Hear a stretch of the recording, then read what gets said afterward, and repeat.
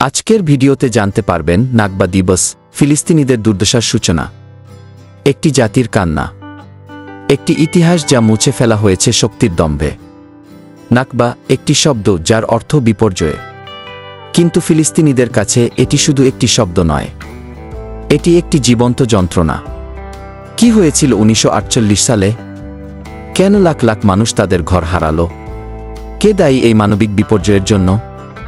আজ আমরা জানব সেই ইতিহাস যা বহুদিন আড়ালে ছিল।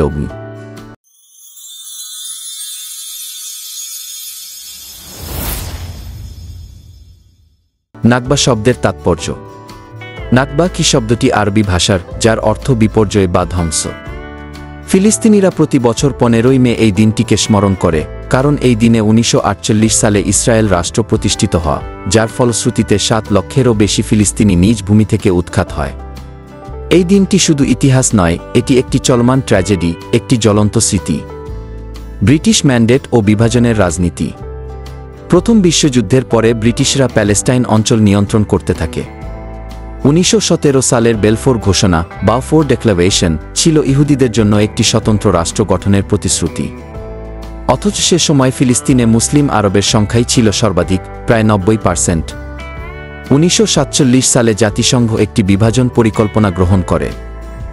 56% ভূমি ইহুদিদের, 43% ফিলিস্তিনিদের। জেরুজালেম আন্তর্জাতিক নিয়ন্ত্রণে। কিন্তু সমস্যা হল, ফিলিস্তিনিরা এই প্রস্তাব মেনে নেয়নি, কারণ এটি ছিল তাদের মাতৃভূমি। 1948 সালের যুদ্ধ ও বাস্তুচ্যুতি।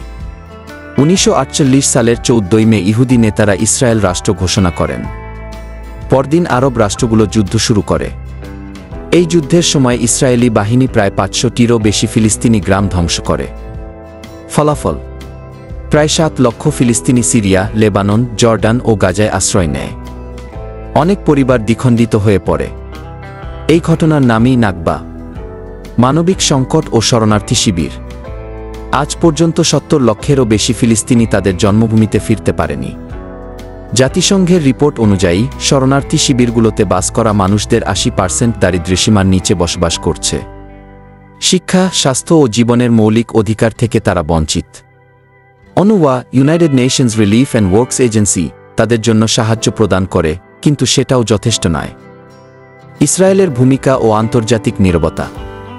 ইসরায়েল দাবি করে তারা আত্মরক্ষার জন্য এসব পদক্ষেপ নিয়েছে, কিন্তু বহু ঐতিহাসিক দলিল এবং জাতিসংঘের রেজলিউশন 194 স্পষ্টভাবে বলছে ফিলিস্তিনিদের স্বদেশে ফেরার অধিকার রয়েছে। অনেক পশ্চিমা শক্তি এই বিষয়টি উপেক্ষা করে থাকে বা পক্ষপাতমূলক অবস্থান নেয়। প্রশ্ন থেকে যায়, এই নীরবতা কেন? নাকবা দিবসের স্মরণ ও বর্তমান প্রজন্ম। প্রতিবছর 15ই মে ফিলিস্তিনিরা স্মরণ করে তাদের পূর্বপুরুষদের সেই দুর্ভাগ্য। বিক্ষোভ, সভা, সাহিত্য ও কবিতার মাধ্যমে তারা এই ইতিহাসকে বাঁচিয়ে রাখছে। ফিলিস্তিনি এক তরুণ বলেন, আমার দাদু 1948 সালে তার ঘর হারিয়েছিলেন। আমি সেই ঘরে কোনোদিন যাইনি, কিন্তু মনে হয় আমি সেখানে জন্মেছি গিয়ে। নাকবার প্রভাব শুধু ইতিহাস নয়, এখনও চলছে। গাজা ও পশ্চিম তীরে ইসরায়েলি দখল আজও অব্যাহত। নতুন করে বসতি গড়ে তোলা হচ্ছে, যা আন্তর্জাতিক আইনে অবৈধ। শিশুরা শিক্ষা পাচ্ছে না, রোগীরা চিকিৎসা পাচ্ছে না। নাকবা একটি একদিনের ঘটনা নয়, এটি আজও চলছে। প্রতিদিন, প্রতি মুহূর্তে। নাকবা শুধু একটি অতীত নয়, এটি একটি চলমান লড়াই, এক জাতির অস্তিত্ব রক্ষার সংগ্রাম। আজও ফিলিস্তিনিরা তাদের অধিকার, স্বাধীনতা ও ন্যায়ের জন্য লড়াই করে যাচ্ছে। আমরা যদি সত্যিই মানবতাবাদে বিশ্বাস করি, তবে আমাদের উচিত এই ইতিহাস জানা এবং এর প্রতি সংবেদনশীল হওয়া। প্রশ্ন আপনার কাছে, এই ভিডিওটি দেখার পর আপনি কি মনে করেন? এই বিপর্যয় রোধ করা যেত? কমেন্টে জানান, আপনার মতামত আমাদের খুব প্রয়োজন। ভুলে যাবেন না, সত্য চাপা পড়তে পারে, কিন্তু হারায় না। নাকবা স্মরণ হোক এক ন্যায়ের আহ্বানগী। ধন্যবাদ।